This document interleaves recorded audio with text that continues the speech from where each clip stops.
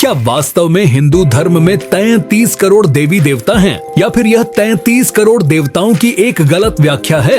धर्मशास्त्रों और विद्वानों ने इस विषय पर अपने अपने तर्क रखे हैं। तो आखिर सच्चाई क्या है? क्या हम 33 करोड़ देवी देवताओं की बात कर रहे हैं या फिर 33 विशिष्ट कोटियों की?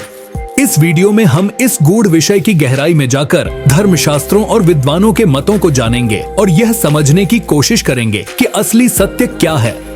अगर हम वेदों और प्राचीन ग्रंथों की ओर नजर डालें तो सच्चाई कुछ और ही नजर आती है।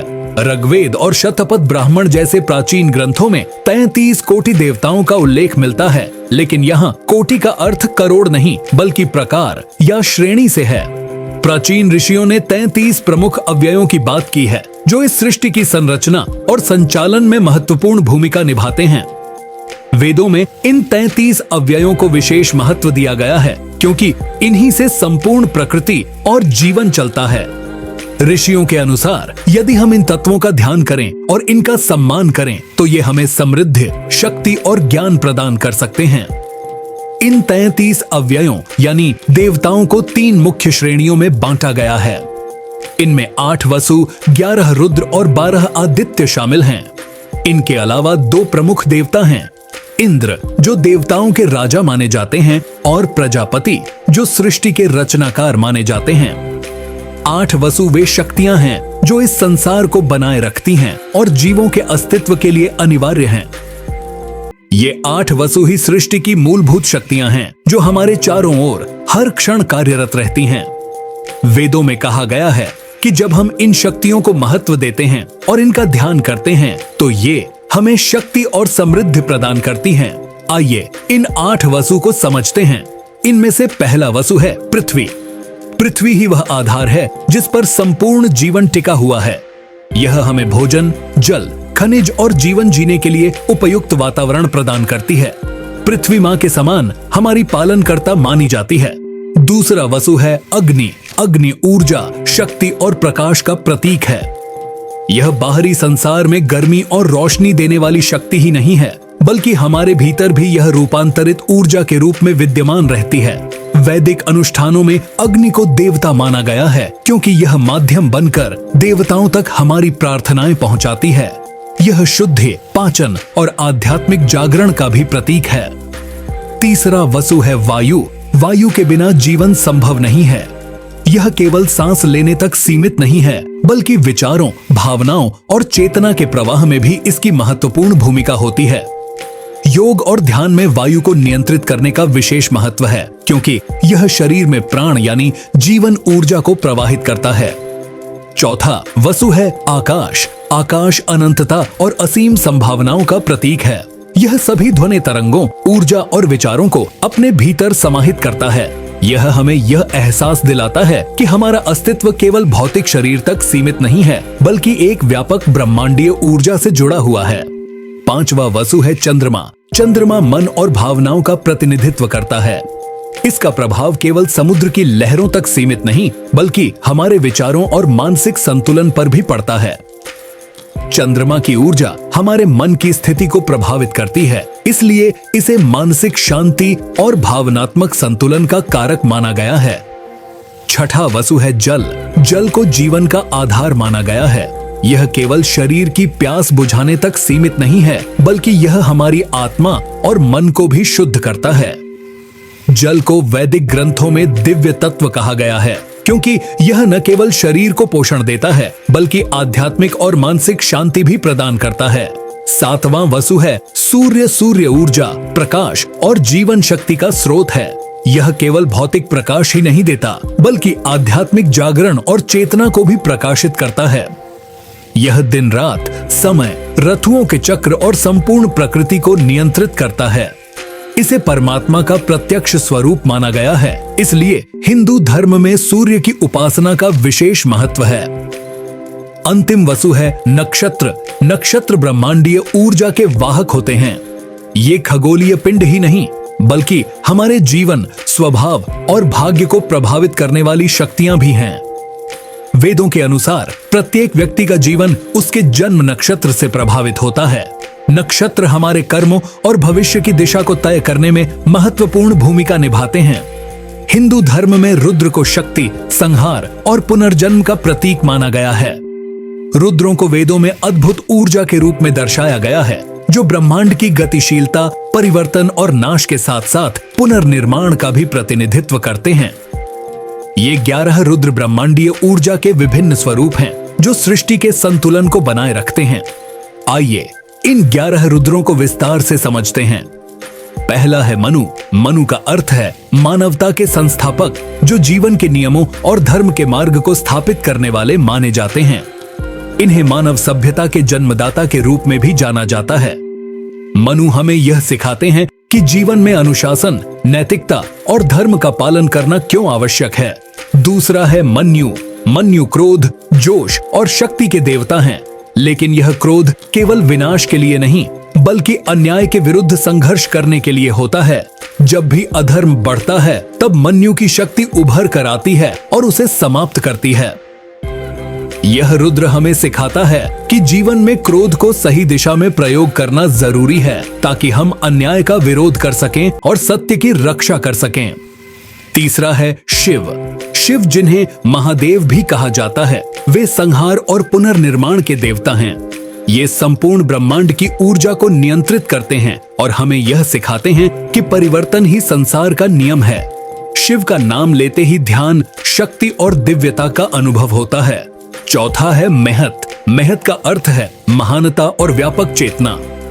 यह रुद्र हमारी बुद्धि, सोचने समझने की क्षमता और आत्म जागरूकता को दर्शाता है। यह हमें यह सिखाता है कि वास्तविक महानता केवल भौतिक संपत्ति में नहीं, बल्कि ज्ञान और आत्मज्ञान में निहित होती है। पांचवा है रथुध्वज। रथुध्वज का संबंध रथुओं और समय के चक्र से है। यह रुद्र हमें यह समझाता है कि समय हमेशा बदलता रहता है और हमें इसके अनुसार खुद को ढालना चाहिए। यह हमें सहनशीलता, धैर्य और अनुकूलन क्षमता का महत्व सिखाता है।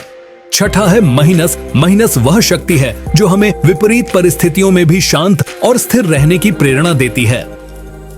जीवन में चुनौतियां आती रहेंगी, लेकिन महिनस हमें सिखाते हैं कि धैर्य और आंतरिक शक्ति के सहारे हम इन पर विजय प्राप्त कर सकते हैं। सातवां है उम्रतेरस। उम्रतेरस रुद्र जीवन की दीर्घायु और आत्मिक संतुलन का प्रतीक है। यह हमें यह सिखाता है कि सही आचरण, संयम और ध्यान के माध्यम से हम अपने जीवन को शांत, संतुलित और लंबा बना सकते हैं। आठवें है काल। काल को समय का देवता माना जाता है। यह हमें याद दिलाता है कि समय सबसे शक्तिशाली है। यह राजा को रंक बना सकता है और विनाश को सृजन में बदल सकता है। काल हमें सिखाता है कि जीवन क्षण भंगुर है, इसलिए हर क्षण को सार्थक बनाना चाहिए। उसके बाद आता है वामदेव। वामदेव वह शक्ति हैं जो संतुलन और सौंदर्य का प्रतिनिधित्व करते हैं। इन्हें संगीत, कला और सौंदर्य का संरक्षक माना जाता है। यह रुद्र हमें यह सिखाता है कि सृजन और सौंदर्य भी ईश्वर की दिव्य शक्तियां हैं, जो हमें आनंद और आत्मिक संतुलन प्रदान करती हैं। उसके बाद आता है भव। भव का अर्थ है अस्तित्व और जीवन। यह रुद्र हमें यह एहसास कराता है कि हम केवल भौतिक शरीर नहीं हैं, बल्कि आत्मा भी हैं। यह हमें आत्मचिंतन, ध्यान और आत्मज्ञान के महत्व को समझने की प्रेरणा देता है। अंतिम आता है धृत ध्वज। धृत ध्वज का अर्थ है स्थिरता, निडरता और संकल्प शक्ति। यह रुद्र हमें यह सिखाता है कि किसी भी परिस्थिति में हमें अपने मूल्यों और सिद्धांतों से समझौता नहीं करना चाहिए। यह आत्मविश्वास और नेतृत्व क्षमता का प्रतीक है। 11 रुद्र केवल संहारक देवता नहीं हैं, बल्कि ये हमारे जीवन के अलग अलग पहलुओं को नियंत्रित करते हैं। ये हमें शक्ति, धैर्य, आत्मज्ञान, संतुलन और सत्य के मार्ग पर चलने की प्रेरणा देते हैं। हिंदू धर्म में आदित्य सौर ऊर्जा और ब्रह्मांडीय चेतना के प्रतीक माने जाते हैं। इन्हें सूर्य के 12 रूप कहा जाता है, जो पूरे वर्ष में अलग अलग समय पर प्रभाव डालते हैं। ये केवल सूर्य के विभिन्न स्वरूप ही नहीं हैं, बल्कि वेदों के अनुसार ये ब्रह्मांड को संतुलित रखने वाली दिव्य शक्तियां भी हैं। आइए इन 12 आदित्यों को विस्तार से समझते हैं। पहला है अंशुमान। अंशुमान का अर्थ है रश्मि या सूर्य की किरणें। यह आदित्य हमें जीवन में ज्ञान, तेज और ऊर्जा प्रदान करता है। जैसे सूर्य की किरणें पूरे संसार को प्रकाशित करती हैं, वैसे ही अंशुमान हमें यह सिखाते हैं कि ज्ञान और सकारात्मकता से जीवन का अंधकार मिटाया जा सकता है। दूसरा है आर्यमन। आर्यमन को सामाजिक संतुलन, मित्रता और नेतृत्व का देवता माना जाता है। यह हमें सिखाता है कि जीवन में रिश्तों और समाज में संतुलन बनाए रखना आवश्यक है। हिंदू विवाह संस्कार में आर्यमन की पूजा की जाती है, जिससे यह स्पष्ट होता है कि रिश्तों की मर्यादा बनाए रखना कितना महत्वपूर्ण है। अगला है त्वष्टा। त्वष्टा को निर्माण और रचनात्मकता का प्रतीक माना जाता है। इन्हें देवताओं के अस्त्र शस्त्रों का निर्माता कहा गया है। यह आदित्य हमें यह सिखाता है कि हर चीज का एक रचनात्मक पहलू होता है और हमें अपने जीवन में कुछ न कुछ सृजन करते रहना चाहिए। अगला है धातु। धातु का संबंध पृथ्वी के खनिजों और निर्माण से है। यह आदित्य हमें यह सिखाता है कि जीवन में स्थिरता और पोषण कितना आवश्यक है। यह शारीरिक और मानसिक मजबूती का भी प्रतीक है, जो हमें जीवन में सफलता प्राप्त करने के लिए आवश्यक होती है। अगला है पर्जन्य। पर्जन्य वर्षा और जल चक्र के स्वामी हैं। इनकी कृपा से धरती उपजाऊ बनती है और जीवन संभव होता है। यह आदित्य हमें सिखाता है कि जीवन में संतुलन और समय पर आने वाली परिस्थितियों का महत्व क्या होता है। अगला है पूषा। पूषा को मार्गदर्शक, यात्रा और समृद्धि का देवता माना जाता है। यह हमें जीवन में सही मार्ग चुनने और आगे बढ़ने की प्रेरणा देता है।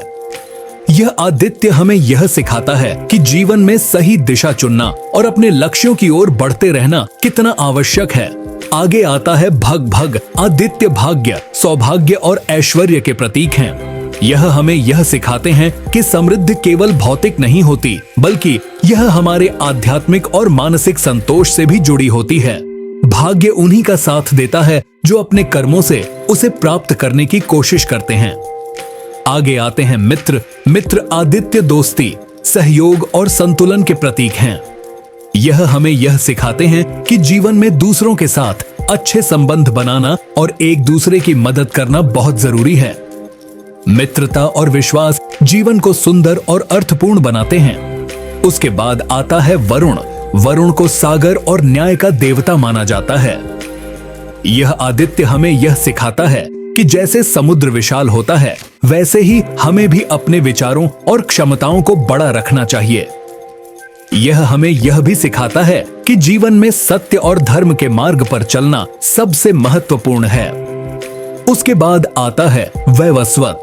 वैवस्वत आदित्य यमराज के रूप में भी जाने जाते हैं और यह मृत्यु, न्याय और आत्मज्ञान के देवता हैं। यह हमें यह सिखाते हैं कि जीवन नश्वर है और हमें अपने कर्मों पर ध्यान देना चाहिए, क्योंकि मृत्यु के बाद केवल हमारे कर्म ही हमारे साथ जाते हैं। अंत में आता है विष्णु। विष्णु आदित्य पालन, संतुलन और धर्म के प्रतीक हैं।